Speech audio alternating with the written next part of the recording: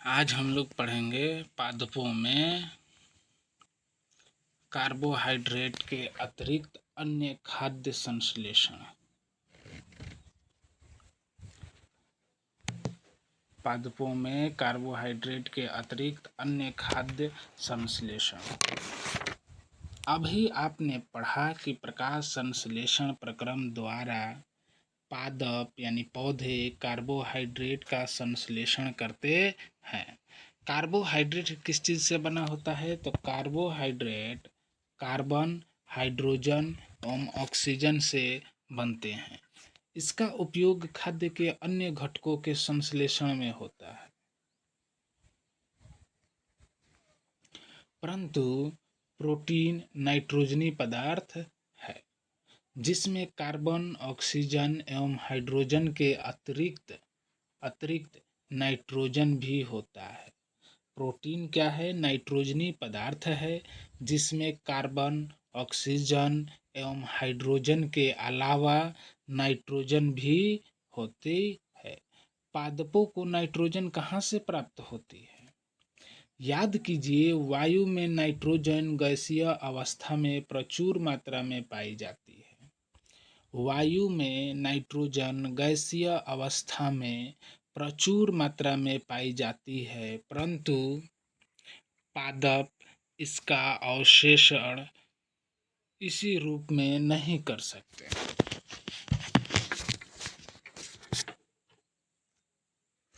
परंतु पादप इसका अवशोषण इसी रूप में नहीं कर सकते। मिट्टी में कुछ विशेष जीवाणु होते हैं जो गैसीय नाइट्रोजन को उपयोगी यौगिकों में परिवर्तित कर मृदा में निर्मुक्त करते हैं। अब जो नाइट्रोजन गैसीय अवस्था में है उसका उपयोग पौधा डायरेक्ट नहीं कर सकता, तो उस नाइट्रोजन का उपयोग लायक बनाने के लिए कुछ जीवाणु जो है मिट्टी में होते हैं जो गैसीय नाइट्रोजन को यानी वायुमंडल से नाइट्रोजन को सीधा उपयोगी यौगिकों में परिवर्तित कर मृदा में निर्मुक्त यानी मृदा में छोड़ देते हैं। यह विलय पदार्थ पादपों द्वारा जल के साथ अवशोषित कर लिए जाते हैं और यह नाइट्रोजन जो मिट्टी में घुल गए हैं उसको पुनः पादप जल के साथ अवशोषण करके उपयोग में ले लेते हैं। संभवतः आपने देखा है कि किसान अपने खेतों में उर्वरक तथा खाद डालते हैं जिसमें नाइट्रोजनी पदार्थ प्रचुरता होती है। इस प्रकार अन्य संघटकों के साथ पादपों की नाइट्रोजन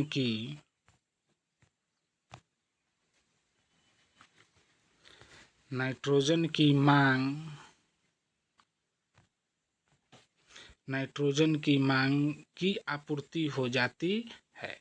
इसके पश्चात पादप खाद्य के अन्य संघटकों जैसे प्रोटीन एवं वसा का संश्लेषण करते हैं। तो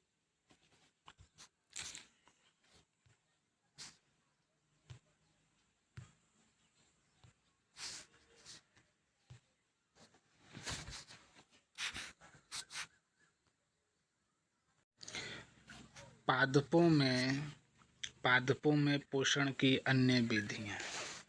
कुछ पादप यानी पौधे ऐसे भी हैं जिनमें क्लोरोफिल नहीं पाया जाता है। ठीक ना, कुछ पादप ऐसे भी हैं जिनमें क्लोरोफिल नहीं पाया जाता है। वे भोजन संश्लेषित नहीं कर सकते, यानी वो अपना भोजन स्वयं नहीं बना सकते। वे कैसे जीवित रहते हैं तथा वे पोषक किस प्रकार प्राप्त करते हैं? मनुष्य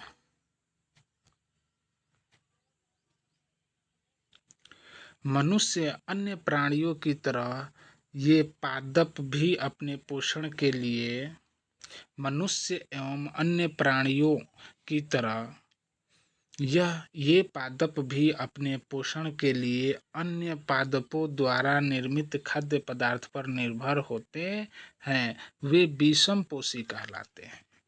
ऐसे पौधे जिसमें क्लोरोफिल नहीं पाया जाता है वो भी अन्य जंतुओं एवं मानव के भांति दूसरे पादप पर भोजन के लिए निर्भर रहते हैं। इस तरह के पौधे को विषमपोषी प्रणाली कहते हैं।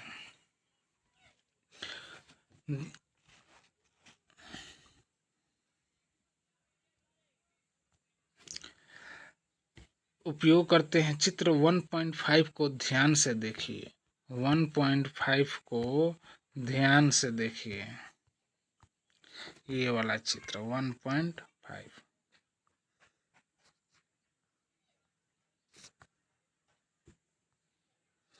ध्यान से देखिए। क्या आपको एक वृक्ष के तने एवं शाखाओं से लिपटी रस्सी नुमा पीले रंग की संरचना दिखाई देती है? ये अमरबेल का पादप है। ये किसका पादप है? अमरबेल का।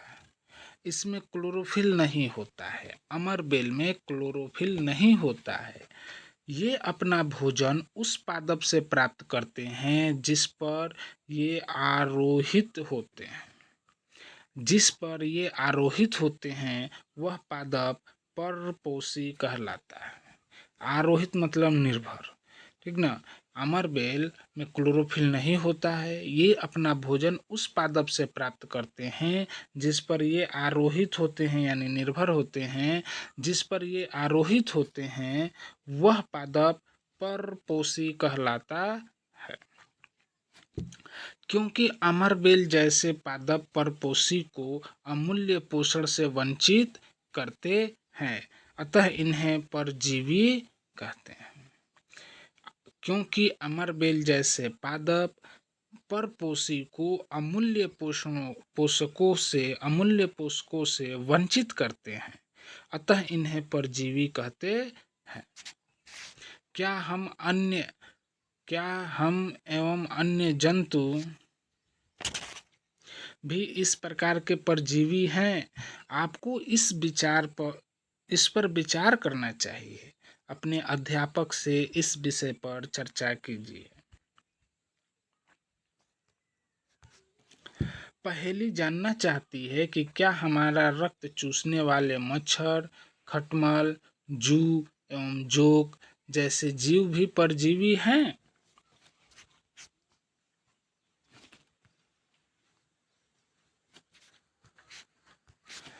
क्या आपने ऐसे पादपों को देखा अथवा उनके विषय में सुना है जो जंतुओं का भक्षण करते हैं? क्या आपने ऐसे पादप को देखा अथवा उनके विषय में सुना है जो जंतुओं का भक्षण करते हैं, यानी खाते हैं?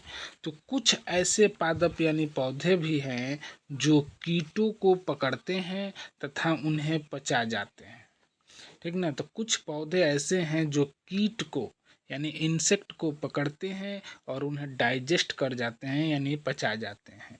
क्या यह विषमकारी नहीं है? ऐसे पौधे हरे या अन्य किसी रंग के हो सकते हैं। ऐसे पौधे हरे भी हो सकते हैं या किसी अन्य रंग के भी हो सकते हैं। चित्र 1.6 में देखिए। चित्र 1.6 इसमें देखिए। ये एक ऐसा पौधा है जो कीटों का भक्षण करता है। कीटों का भक्षण